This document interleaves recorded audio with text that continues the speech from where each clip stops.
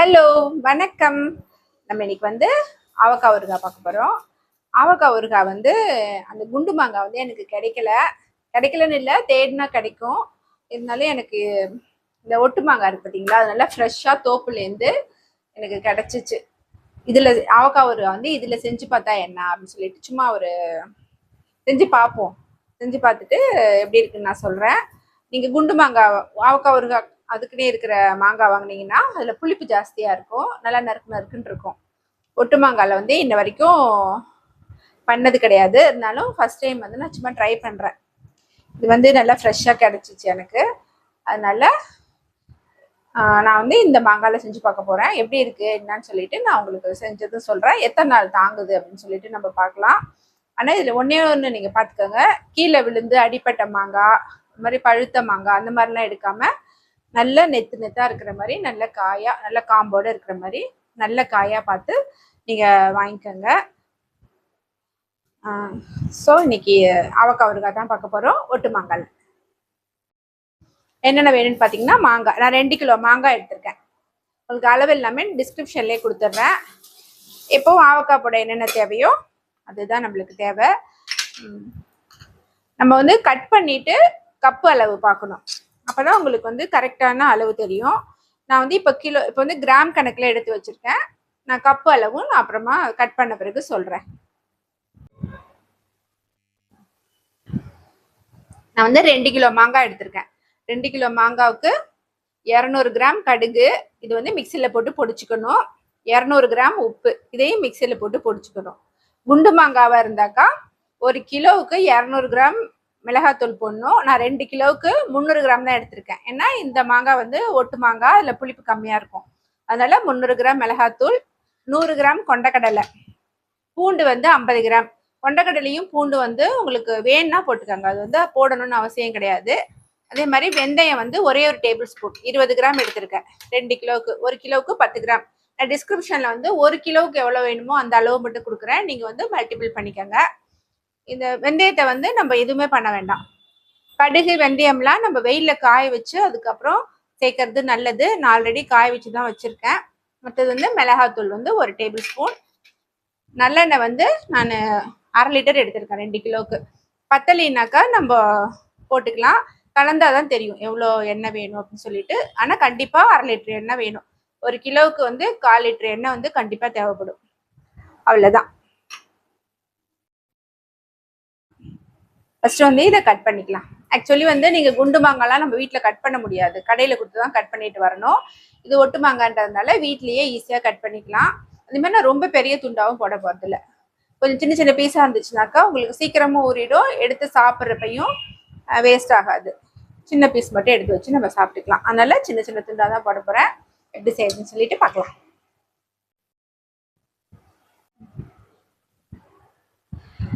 பாருங்க, இந்த மாங்காய் பாருங்க, காம்போட இருக்கு பார்த்தீங்களா. இந்த மாதிரி கீழே விழுந்து அடிப்படாத நல்ல ஃப்ரெஷ்ஷான மாங்காய் தான் இதெல்லாம். இது வந்து அருவாமனையில் தான் உங்களுக்கு கரெக்டாக கட் பண்ண வரும்.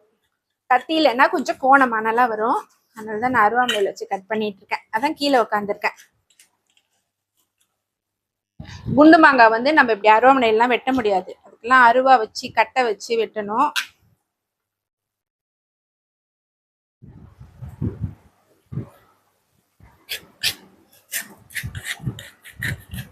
உள்ள இருக்கிற பருப்பை வந்து எடுத்துருங்க.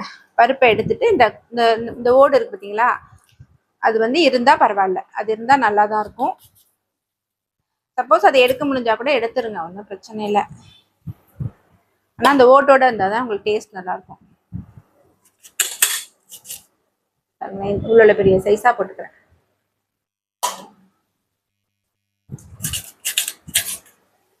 மேலே வந்து லைட்டாக அப்படி பேப்பர் மாதிரி வரும், அதெல்லாம் எடுத்துருங்க.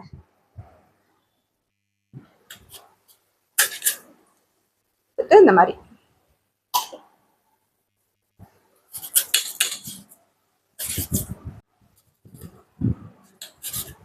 மாங்காய் வந்து நான் ஆல்ரெடி நல்லா கழுவிட்டேன். கழுவி தொடச்சு நல்லா ஈரம் இல்லாமல் எதுலையுமே தண்ணி இருக்கக்கூடாது, நல்லா காய வச்சு தான் வச்சுருக்கேன். அது பார்த்துக்கோங்க. ஈரத்தோட கட் பண்ணிங்கன்னா ஊறுகாய் கெட்டு போயிடும். அவ்வளோதான், வந்து கட் பண்ணியாச்சு. இனிமேல் செய்ய ஆரம்பிச்சிடலாம். ரொம்ப ஈஸி தான். இந்த மாங்காய் வந்து கட் பண்ணியாச்சு. இந்த மாதிரி கட் பண்ணியிருக்கேன். க்ளவுஸ் வேணா இருந்தா போட்டுக்கோங்க, அப்படி இல்லைன்னா ஈரம் இல்லாம கையை நல்லா துடைச்சிக்கோங்க. இந்த மாதிரி பீஸ் பீஸா போட்டிருக்கேன். இதை அளந்துட்டேன். இந்த மிளகாத்தூள்லாம் வச்சிருக்கேன்னா இந்த கப்பில் வந்து 4 கப்பு மாங்காய் வந்திருக்கு. இப்போ வந்து கடுகு அன்னைக்கு முதல்ல காமிச்ச கடுகு தான், அரைச்ச உடனே பாருங்க 1 கப் ஃபுல்லா வந்துருச்சு. 4 கப்பு மாங்காவுக்கு 1 கப் மிளகாத்தூள், கொஞ்சம் கம்மியா இருக்கு. அதே மாதிரி கடுகு வந்து 1 கப் எடுத்திருக்கேன். அடுத்தது வந்து 1/2 கப்பு உப்பும் நான் மிக்சியில போட்டு பொடிச்சிட்டேன். மீதி எல்லாம் அப்படியே தான் இருக்கு. இப்போ வந்து என்ன பண்ணணும்னாக்கா நல்லெண்ணெய் எடுத்து மாங்காயில ஃபர்ஸ்ட் இப்படி ஊத்திக்கோங்க. சும்மா ஒரு பாதியில ஒரு, அதாவது இந்த எண்ணெய் வந்து ஃபுல்லா அப்படியே மாங்காயில கோட் ஆகணும். அந்த மாதிரி எண்ணெய் ஊத்திக்கோங்க. ஒரு 1/4 எண்ணெய் ஊத்திக்கோங்க. இந்த மாதிரி ஊத்தி நல்லா மிக்ஸ் பண்ணிடுங்க. மிக்ஸ் பண்ணி தனியா வச்சிடலாம். அது அப்படியே இருக்கட்டும். அதே மாதிரி ஒரு பாட்டில் ஒன்று நல்லா போடுறதுக்கு நல்லா இதையும் நல்லா விலக்கி நல்லா கழுவிட்டு நீங்க வெயில்ல வச்சிருங்க. நல்லா வெயில்ல வச்சு காய வச்சு ட்ரையா இருக்கணும். எல்லாமே ட்ரையா இருக்கணும். வந்து ஒரு தட்டு எடுத்துக்கிறோம். தட்டுல வந்து மிளகாத்தூள் போட்டுக்கிறேன்.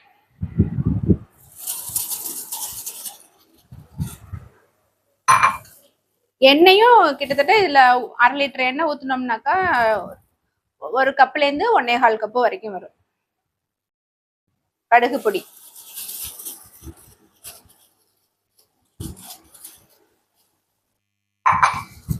வெந்தயம் பாத்தீங்கன்னாக்கா நான் அப்படியே முழுசா தான் போடுறேன். அடுத்தது வந்து கொண்டைக்கடலை, மஞ்சத்தூள், பூண்டு,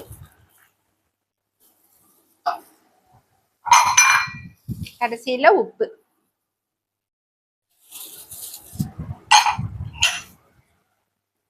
இது எல்லாத்தையும் நம்ம நல்லா மிக்ஸ் பண்ணிக்கலாம்.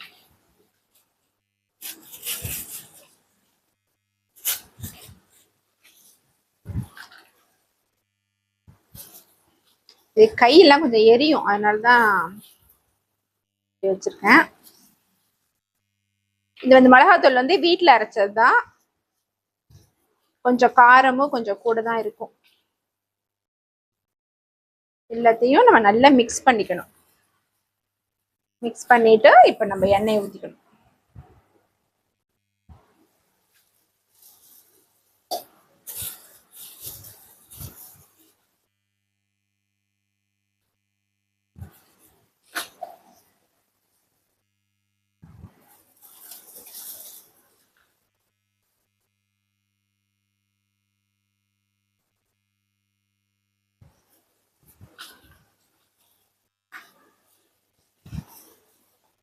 எண்ணெய் ஊத்தி பெசரும் போது உங்களுக்கு இந்த மிளகாத்தூள் வந்து இப்படி பிடிக்க வரணும். அந்த அளவுக்கு எண்ணெய் ஊத்திக்கோங்க. நம்ம ஃபர்ஸ்ட் வந்து கலந்துக்கலாம்.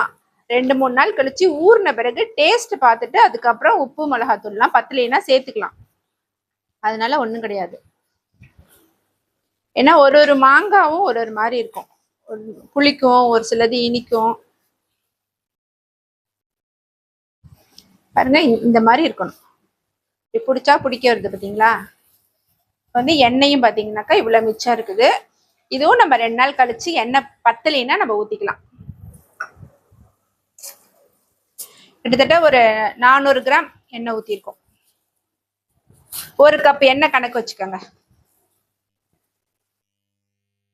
அடுத்தது நம்ம சும்மா கொஞ்சம் கொஞ்சமா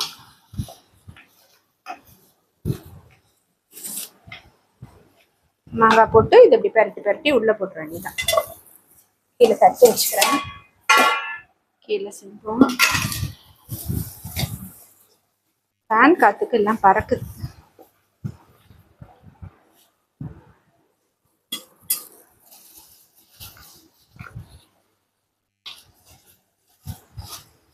எல்லா மாங்காயிலையும் கோட் ஆகணும் அந்த மிளகாத்தூள்.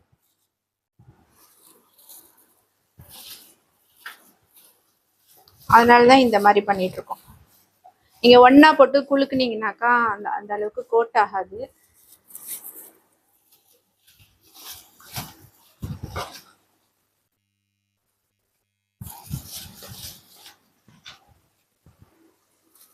நம்ம போடுற கண்டெய்னரும் உங்களுக்கு ஈரம் இல்லாம இருக்கணும். ஒரு சொட்டு ஈரம் இருந்தா கூட வீணா போயிடும்.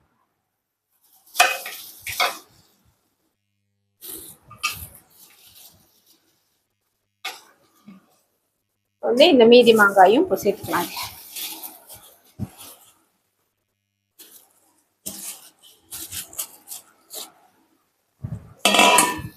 மாங்காயும் போட்டு எல்லா மிளகாயும் போட்டு அப்படியே மிக்ஸ் பண்ணி நம்ம ஒரு 3 நாள் கழிச்சு பார்த்தோம்னு வச்சுக்கோங்க, இதுல இருந்தே அப்படியே எண்ணெய் விட்டுருக்கும். அப்பவே தெரிஞ்சிடும் நம்மளுக்கு எண்ணெய் போதுமா இல்ல இன்னும் கொஞ்சம் ஊத்தணுமா அப்படின்னு சொல்லிட்டு. நான் ஒரு 3 days கழிச்சு காமிக்கிறேன் என்ன பண்ணலாம்னு சொல்லிட்டு. இதையும் நம்ம கிளாஸ்ல போட்டு வேண்டியது. இது நம்ம ஃப்ரிட்ஜ்ல எல்லாம் வைக்க வேண்டாம், சும்மா வெளியில தான் வைக்கணும். இதெல்லாம் தூக்கி நம்ம ஃப்ரிட்ஜ்ல வச்சோம்னா நம்மளுக்கு ஃப்ரிட்ஜே பத்தாது.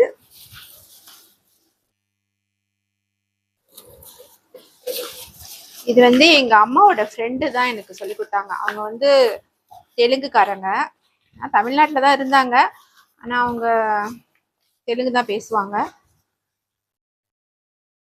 அவங்க கிட்ட தான் நான் இந்த ரெசிபி கத்துக்கிட்டேன். அவங்க வீட்லயே மாமரம் இருக்கும், அதுல போட்டு எங்களுக்கு அவ்வளோ மாங்காய், எங்களுக்கு ஒரு வருஷத்துக்கு தேவையான அளவுக்கு அவ்வளோ ரொம்ப கொடுத்து விடுவாங்க. ஆனா நாங்க அதை ஒரு 2 மாசத்துல காலி பண்ணிடுவோம். அவ்வளோ டேஸ்டா இருக்கும் அவங்க போடுறது.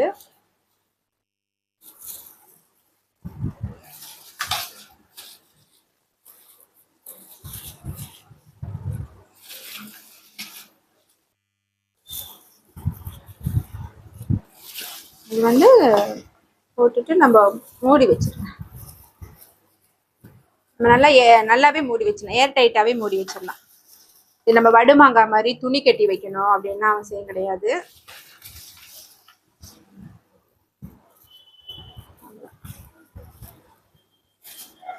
போதும், இதுக்கு மேல வைக்க வேண்டாம். இன்னும் கொஞ்சம் தான் இருக்கு, கொஞ்சம் உள்ளதான் மிச்சம் இருக்கு. இதை வந்து நம்ம சும்மா போட்டு வைக்கிறேன். இடம் பத்தல, நல்லா இது போட்டு வைக்கிறேன். ரொம்பவும் போட்டு அமுக்க வேண்டாம். அவ்வளவுதான். 3 days கழிச்சு எப்படி இருக்குன்னு சொல்லிட்டு பார்க்கலாம். இந்த பாத்திரம் இருக்கு பார்த்தீங்களா, இல்லை ரைஸ் போட்டு பிசைஞ்சு சாப்பிட்டா செம டேஸ்டா இருக்கும்.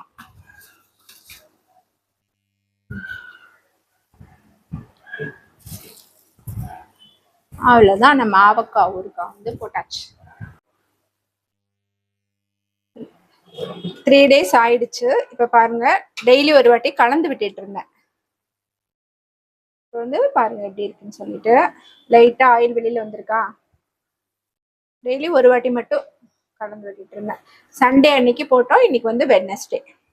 இப்போ வந்து ஒரு இந்த எண்ணெய் இருக்கு பார்த்தீங்களா, மேல லைட்டா தான் எண்ணெய் நிக்குது.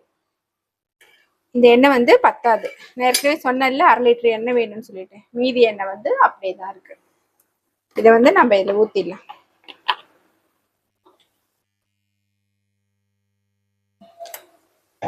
ஊத்திட்டு நல்லா மிக்ஸ் பண்ணிக்கலாம். இந்த ஜாக்கிரதையா பண்ணுங்க, கண்ணாடி பாட்டில் இல்லையா, கொஞ்சம் கேர்ஃபுல். மரக்கரண்டி இருந்தா அதுலயும் பண்ணலாம்.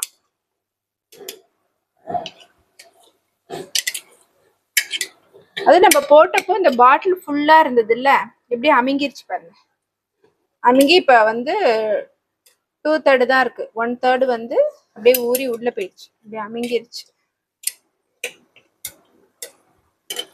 இதே மாதிரி இந்த சாந்து இருக்கு பாருங்க, இந்த சாந்து போட்டு சாதம் சாப்பிட்டாக்கா பயங்கர டேஸ்டா இருக்கு. எங்க வீட்டுல சீக்கிரம் காலியாயிடும், இவ்வளவு ஊறுகாய் இருக்கு அப்படின்னா இல்ல, சீக்கிரம் காலி பண்ணிடுவேன்னு தான் நினைக்கிறேன். நானே காலி பண்ணிடுவேன். அவ்வளவுதான், இப்படி போட்டாச்சு. 3 days ஆயிடுச்சு. உப்பு காரம் எல்லாம் கரெக்டா தான் இருக்கு. அளவு எல்லாமே நான் டிஸ்கிரிப்ஷன்ல கொடுத்துட்றேன். இப்போ வந்து இந்த அளவுக்கு கலந்துட்டோமா, இப்போ இது மேல வந்து அதாவது மேல வந்து எண்ணெய் நிக்கணும். இப்போ நான் வந்து இந்த எண்ணெயை ஊத்திடுறேன். அவ்வளவுதான், 1/2 லிட்டர் எண்ணெயும் ஊத்தியாச்சு. இன்னும் ஒரு 3 days கழிச்சு பார்க்கலாம் எப்படி இருக்குன்னு சொல்லிட்டு. அப்பயும் நம்ம கிளறி விட்டுட்டே தான் இருக்கணும். அதுக்கப்புறம் சின்ன சின்ன எப்போ வேணுமோ சின்ன சின்ன பாட்டில் எடுத்து வச்சுட்டு யூஸ் பண்ணிக்கலாம். அவ்வளோதான். இன்னும் உங்களுக்கு ஊற ஊற இன்னும் ஆயில் வந்து மேலே வரும். நான் இன்னும் ஒரு 2 days கழிச்சு திரும்ப காட்டுறேன். ஓகே,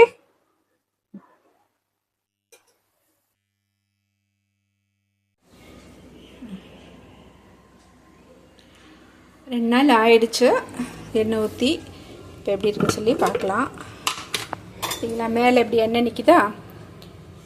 இது இன்னும் ஒரு 10 days வரைக்கும் நல்லா ஊறணும். அப்போ வந்து இன்னும் நிறைய எண்ணெய் வெளியில் வரும். இது வந்து நம்மளுக்கு கரெக்டாக இருக்குது. இந்த மாதிரி தான் எண்ணெய் நிற்கணும். நல்லா மிக்ஸ் பண்ணிவிட்டு அப்புறமா ஒரு சின்ன பாட்டிலில் கொட்டி வச்சுக்கலாம். சின்ன பாட்டில் வச்சிட்டிங்கனாக்கா உங்களுக்கு கரெக்டாக இருக்கும். ஒரு வாட்டியும் நீங்கள் இவ்வளோ பெரிய பாட்டிலை ஹேண்டில் பண்ணணும்னு அவசியம் இல்லை. பாருங்கள், பாட்டிலோட ஓரெல்லாம் துடைக்கும் போது கையெல்லாம் போட்டு துடைச்சிடாதீங்க. ஒரு டிஷ்யூ பேப்பர் வச்சுட்டு டிஷ்யூ பேப்பரில் வந்து நீங்கள் இப்படி துடைக்கணும்.